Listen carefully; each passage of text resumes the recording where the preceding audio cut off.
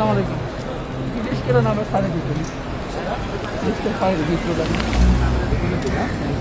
নিয়ে আসলে তো ভিতরে যেতাম, তো আমি বাহন নিয়ে আসছি। গাড়ি যদি যেতেন আপনি ওখানে টোপ করে ভিতরে যেতেন। এখন কি এখন তো ইয়ার সামনে পর্যন্ত রুলস মেনটেন করি, আমার তো রুলসের বাইরে যাওয়ার প্রশ্নই আসে না। যেভাবে যেতে হবে যান, আমি যাই ওখানে ঘুরে আসি। ওখান থেকে আমি মাদারীপুরে 218, তো আমি ওখান থেকে ঘুরে আসি, সমস্যা নেই। রিক্সা রিলেটেড আমাদেরকে এরকম কোনো, যেহেতু সবাই থ্যাংক ইউ সো মাচ।